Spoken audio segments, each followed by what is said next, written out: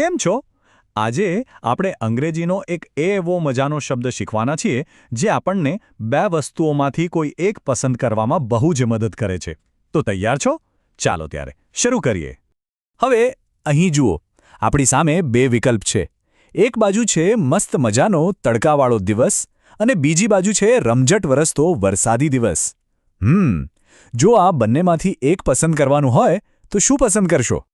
હા, સવાલ તો એ જ છે કે જ્યારે આપણી પાસે એકથી વધુ વિકલ્પ હોય ત્યારે એને અંગ્રેજીમાં કહેવું કઈ રીતે? એના માટે જ તો અંગ્રેજીમાં એક ખાસ જાદુઈ શબ્દ છે. તો ચાલો હવે એ જ શબ્દ વિશે જાણીએ જે આપણી પસંદગી કરવાની મૂંઝવણને એકદમ આસાન બનાવી દેશે. અને એ જાદુઈ શબ્દ છે ઓર. છે ને એકદમ નાનો અને સરળ, પણ આ બહુ જ કામનો શબ્દ છે.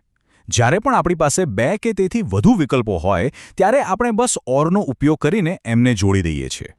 એટલે નિયમ એકદમ સિમ્પલ છે. જ્યાં પણ પસંદગીની વાત આવે ત્યાં ઓરનો ઉપયોગ થાય. બરાબર ને? ચાલો તો પછી હવે ફટાફટ થોડા ઉદાહરણો જોઈએ. એનાથી બરાબર સમજાઈ જશે કે આ નાનકડો શબ્દ રોજબરોજની વાતચીતમાં કેવી રીતે કામ આવે છે. ચાલો કેટલાક ઝડપે ઉદાહરણો લઈએ. જેમ કે કોઈ પૂછે, ચા લેશો કે કોફી? તો અંગ્રેજીમાં શું કહેવાય?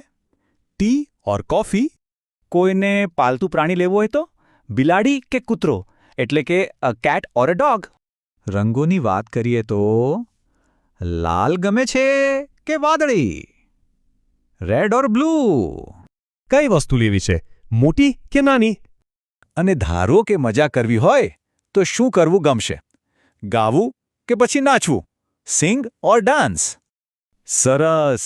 આટલા બધા ઉદાહરણો પછી હવે તમને ઓરનો ઉપયોગ બરાબર સમજાઈ ગયો હશે. તો ચાલો હવે એ પણ જોઈ લઈએ કે આનાથી વાક્ય બનાવવું કેટલું સહેલું છે.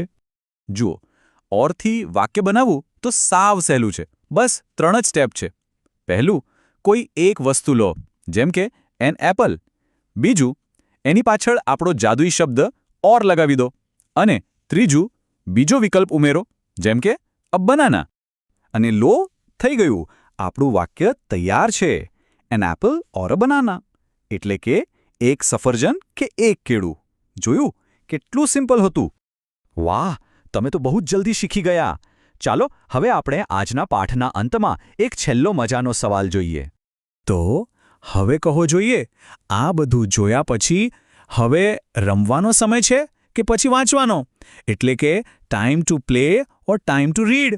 આનો જવાબ તો હવે તમારે જ આપવાનો છે.